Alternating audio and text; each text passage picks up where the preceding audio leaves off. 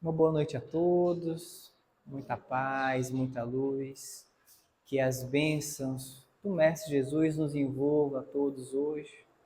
É uma alegria imensa poder dividir hoje um pouquinho dessa luz que é a doutrina espírita, que os ensinamentos espíritas nos traz.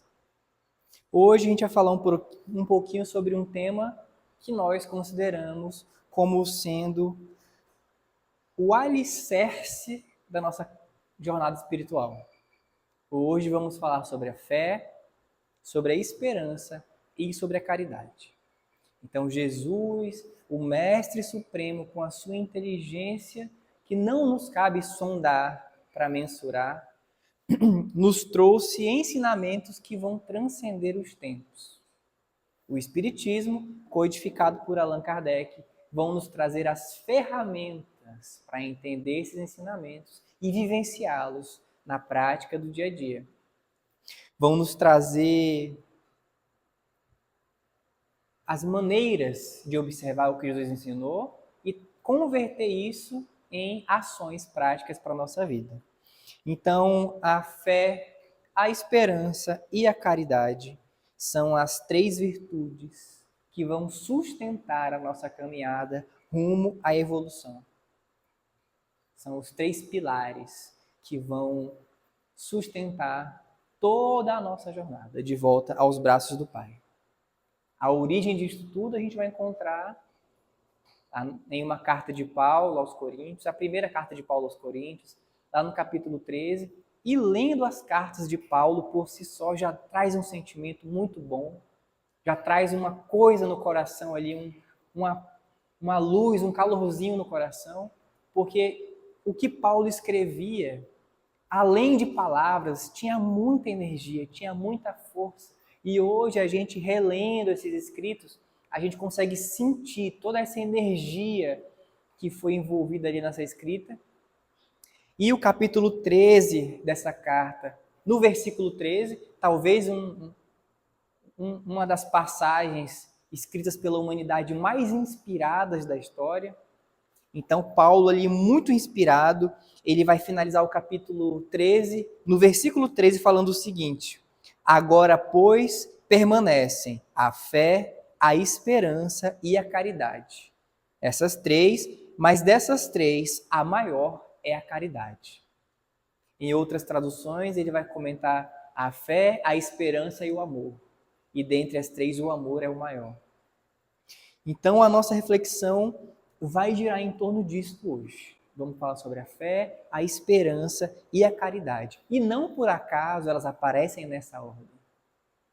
Então, Paulo, muito inspirado pela espiritualidade, pelo próprio Cristo, talvez por Estevão, ele vai nos trazer nessa ordem como quem nos aponta que existe um roteiro, existe uma sequência a ser seguida, como se fossem degraus que devem ser caminhados nessa ordem.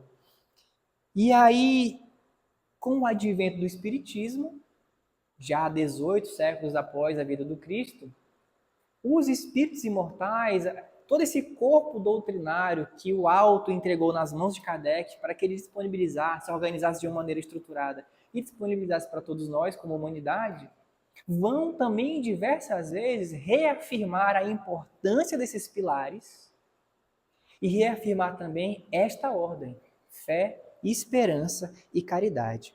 Então, em diversos locais da codificação espírita, as obras complementares, a própria Revista Espírita. Então, para citar alguns exemplos, na Revista Espírita de fevereiro de 1862, existem 3 mensagens belíssimas que, se eu puder recomendar que vocês leiam, eu recomendo. E as 3 mensagens são muito lindas. A primeira se chama a fé, a segunda, a esperança, e a terceira, a caridade. Como quem reafirma esta ordem. No Livro dos Espíritos, questão 941, quando os espíritos vão relembrar a questão do temor da morte, por que tememos a morte? E quando eles vão falar sobre o indivíduo que já é justo, o indivíduo, aquele que já se afinizou com a vontade de Deus, e esse indivíduo não teme mais a morte. porque os Espíritos vão falar que ele já possui a fé, que lhe dá a certeza do futuro dele. Ele tem a esperança, que é o consolo que faz com que ele aguarde uma vida melhor, que com certeza virá. E ele tem a caridade, que faz com que ele não tema, independente de onde ele se encontre, porque ele leva consigo, independente de onde ele se encontre, a consciência tranquila de alguém que já se afinizou com Deus.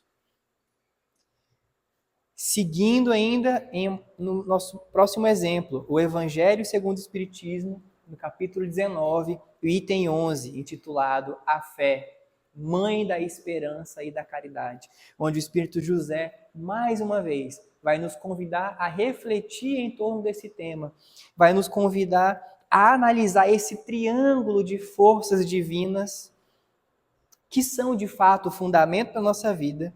E ele vai falar uma coisa muito interessante. Quando ele coloca a fé como mãe da esperança e da caridade, ele fala o seguinte: a esperança e a caridade são corolários da fé e formam com esta uma trindade inseparável. Então ele vai trazer a esperança e a caridade como corolários.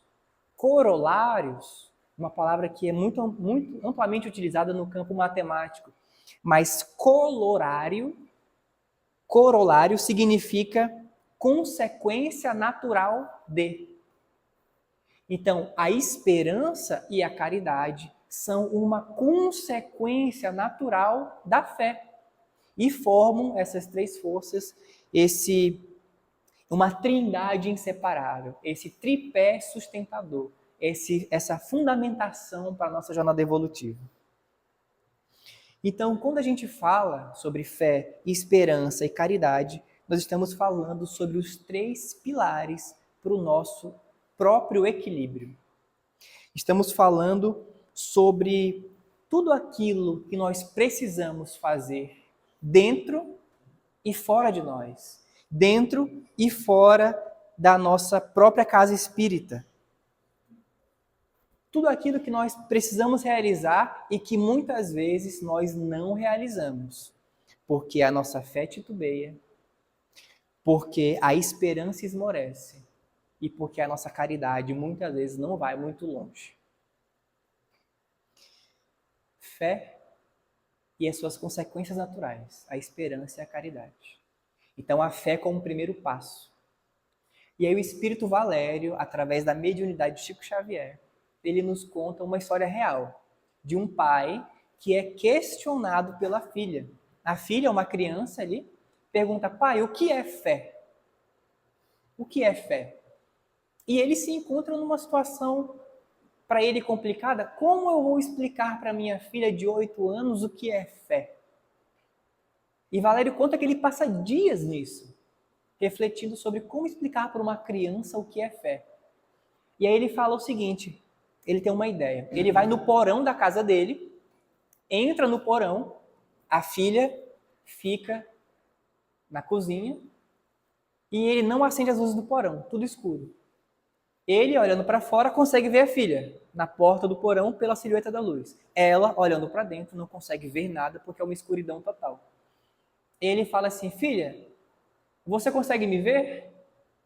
E ela fala: não, papai, não consigo lhe ver. Mas você consegue me ouvir?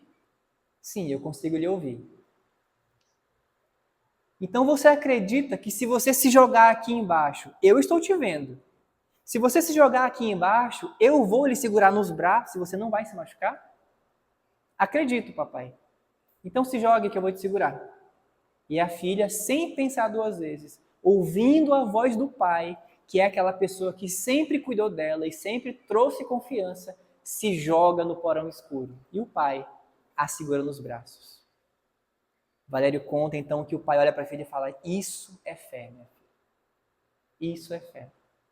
É saber que não importa a escuridão que a gente caia, sempre haverá essa energia, sempre haverá o Pai a nos segurar, a cuidar de nós, por mais que nós muitas vezes não o percebamos, não o vemos.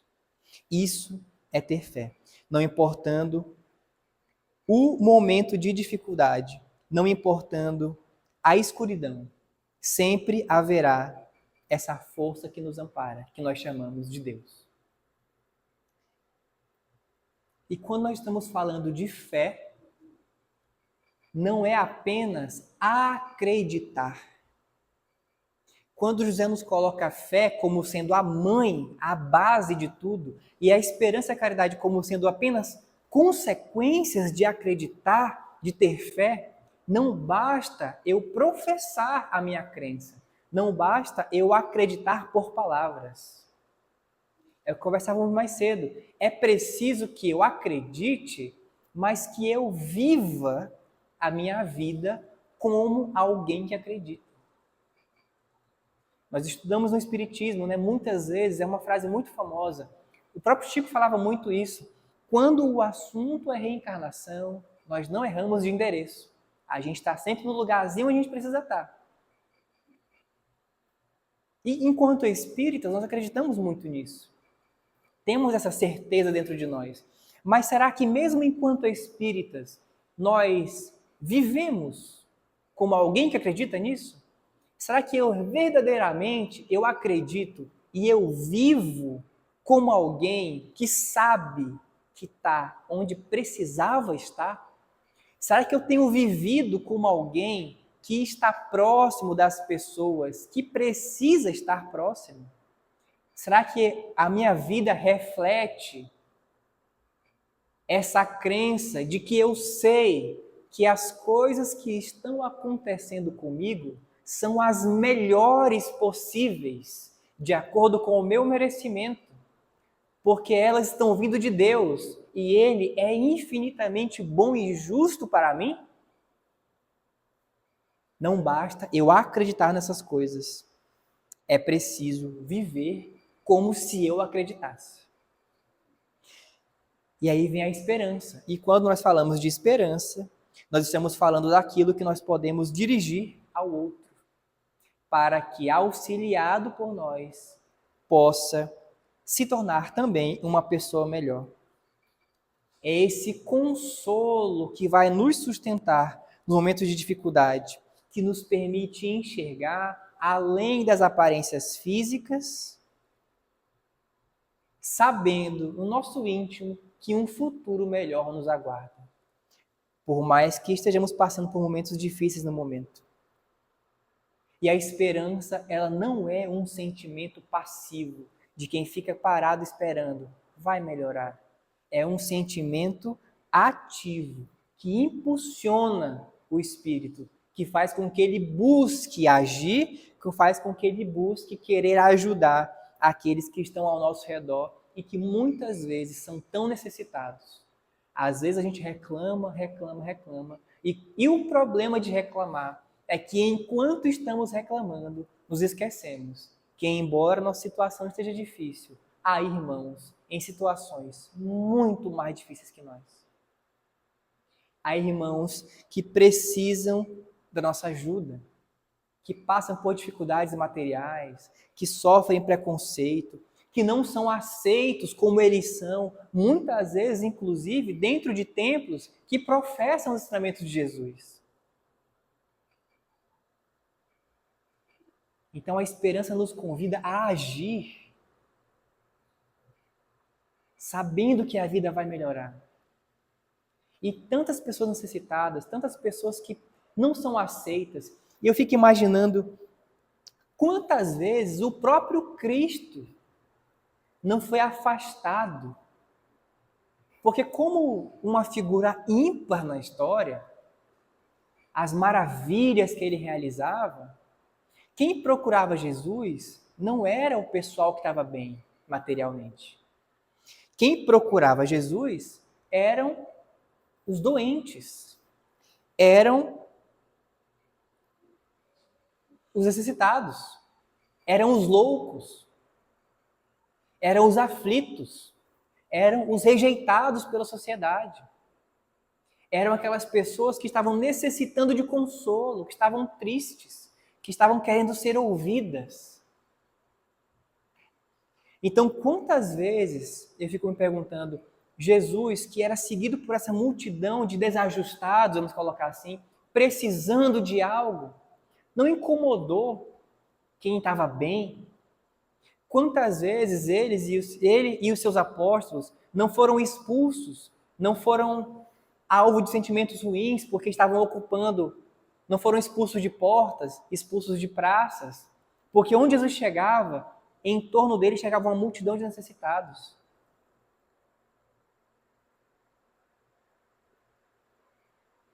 Então, quantas vezes temos em nosso entorno pessoas necessitadas, precisando, nos dando a oportunidade de fazer a caridade. E aí a gente chega na caridade, que é, segundo Paulo, a maior das virtudes, porque a caridade é o amor em ação. É o amor em ação, o sentimento mais sublime. E a caridade, ela não vai se resumir em doar os bens materiais. A caridade, ela é muito mais. Ela é o doar-se. Ela é o doar-se. Oferecer o melhor que você tem a oferecer para o seu próximo e um detalhe importante, sem esperar absolutamente nada em troca.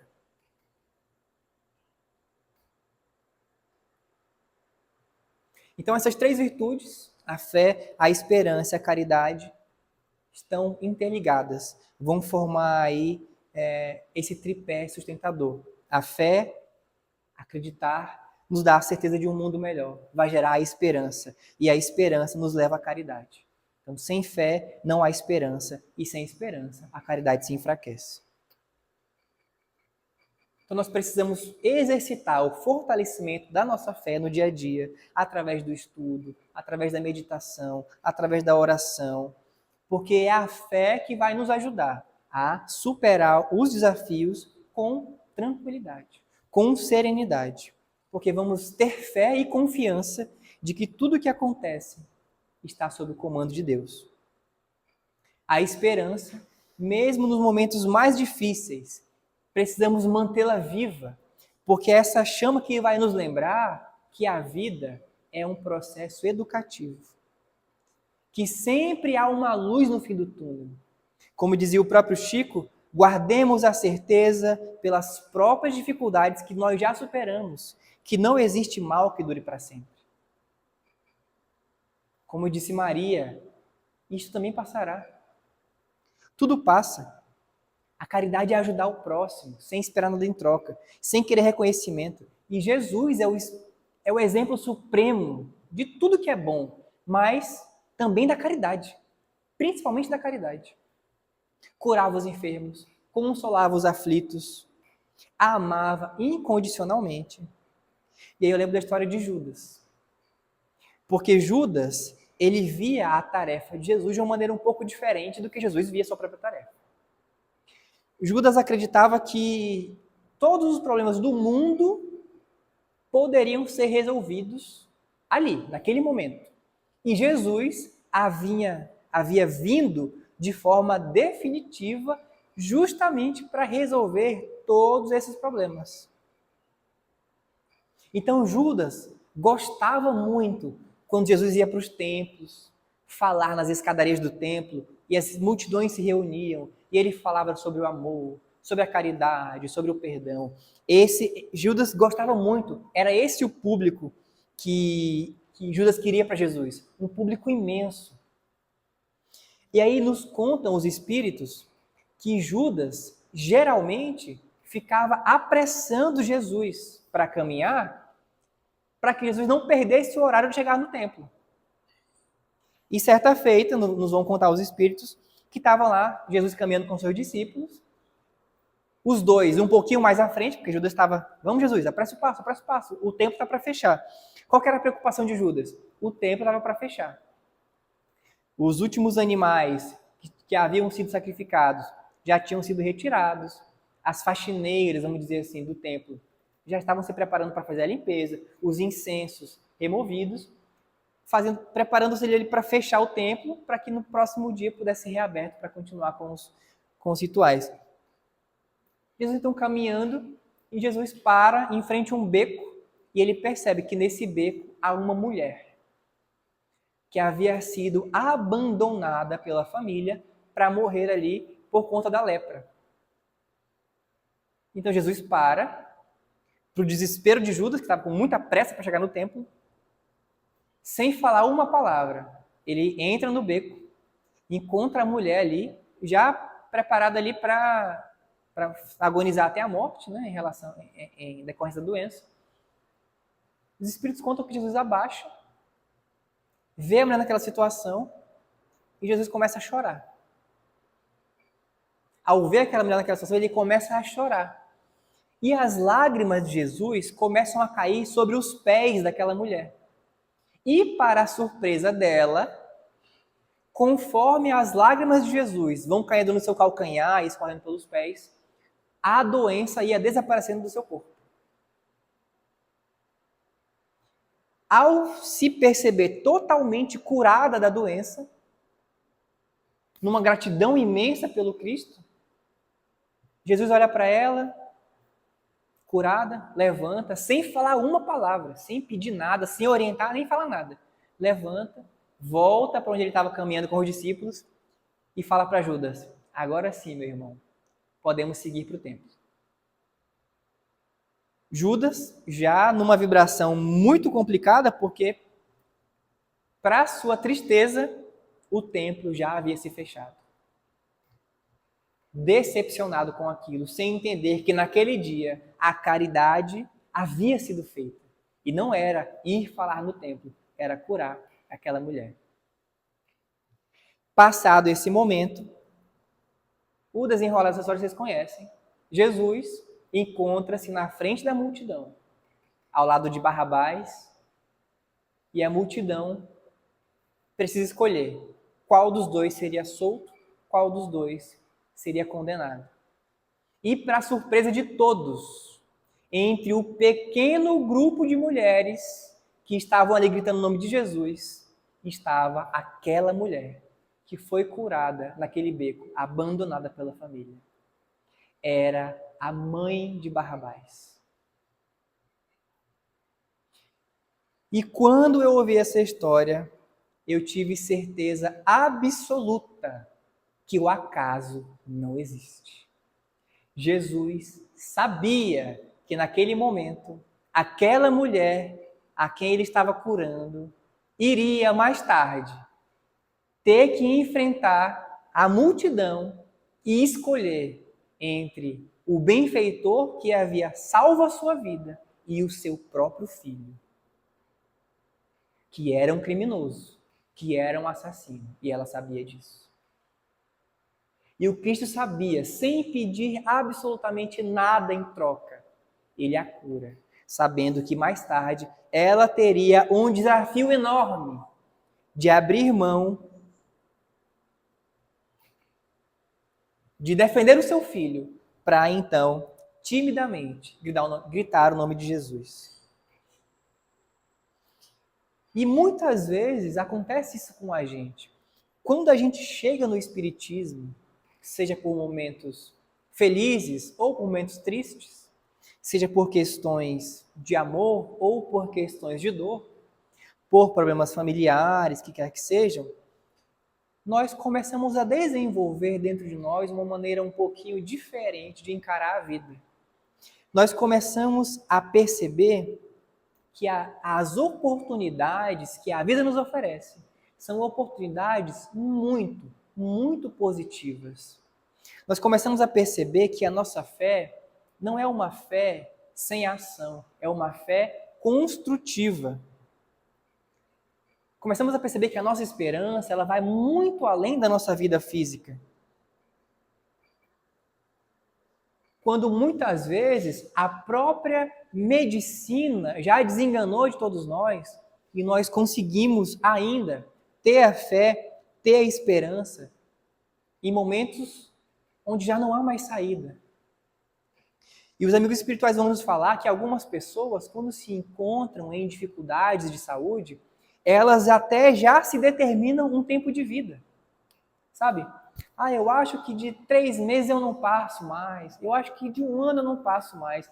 E eles falam que isso é errado. Nós não podemos fazer isso. Porque o único que sabe realmente o momento é o Pai. Ele é o único que sabe. Nós precisamos aproveitar essa oportunidade, porque, segundo eles, quando nós mentalizamos uma vida longa, mentalizamos uma vida saudável, muitas vezes nós promovemos ela para nós mesmos. E quanto mais tempo nós ficarmos aqui, mais questões nós vamos solucionar. Se fosse possível resolver nossos problemas fora da carne, fora da matéria, nós não estaríamos aqui hoje. Então, se estamos aqui, é porque há algo a ser feito. Há pessoas que precisamos encontrar. Há situações que precisamos viver. E aí nós temos a caridade, o doar-se. E é claro que aquela roupa que está lá no fundo do armário há 2 anos, 3 anos, que a gente não usa mais, não se iludam, você não vai mais usar ela. E é muito fácil eu doar aquilo, porque doar o que me sobra não me dói. Doar o que não faz falta, ajudar aquela pessoa que não vai cobrar de mim nada, que não vai me trazer maiores problemas. Ajudar aquele irmão, aquela irmã que bate a nossa porta atrás do alimento. Isso é muito fácil fazer. E por isso mesmo que isso não é caridade. Isso chama-se obrigação cristã. Alimentar quem tem fome, auxiliar os aflitos, isso não é caridade, isso é obrigação.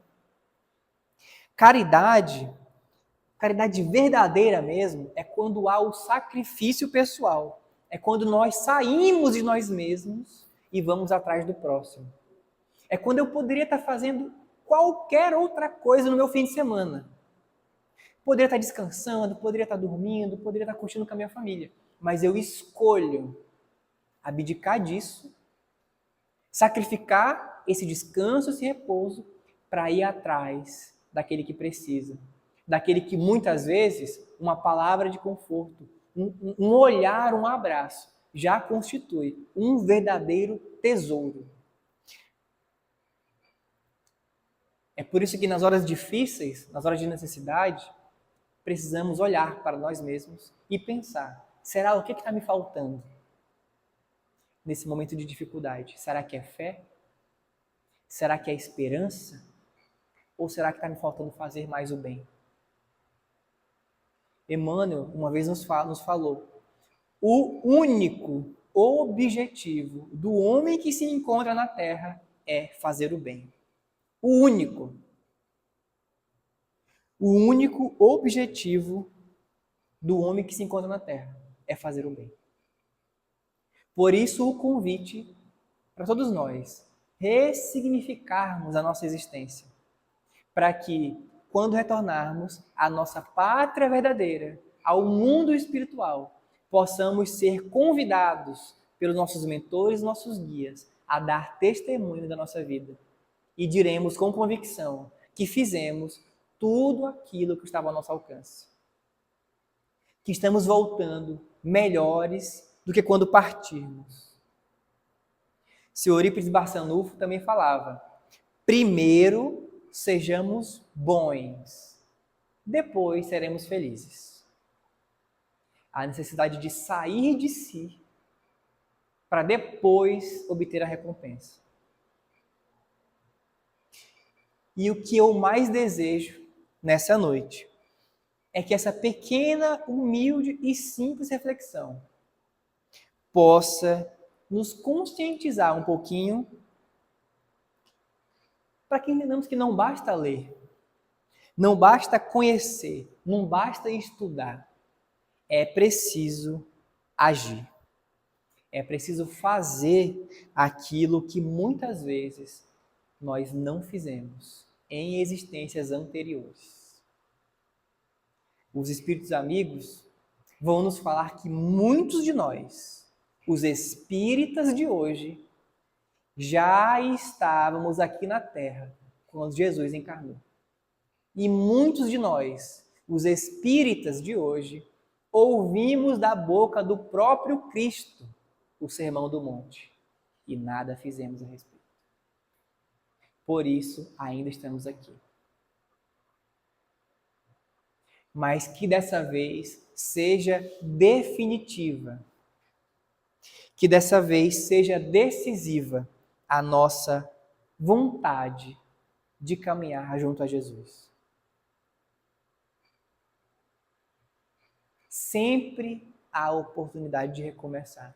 E que dessa vez o nosso sim ao Evangelho, a nossa vontade de retornar aos braços do Pai o quanto antes, seja latente. Muito obrigado pela atenção de todos vocês. Que a luz de Jesus possa envolver a todos nós nessa noite e todos os dias da nossa vida. Que o seu Evangelho nos inspire profundamente a buscar a verdade. Que o seu Evangelho fortaleça a fé que nos renova, que ele fortaleça a esperança que consola e a caridade que transforma. Que levemos hoje a certeza de que somos espíritos imortais, em constante evolução, e de que cada dia é uma nova oportunidade para nós aprendermos, para nós crescermos e nos aproximarmos um pouquinho mais de Deus. Muito obrigado a todos.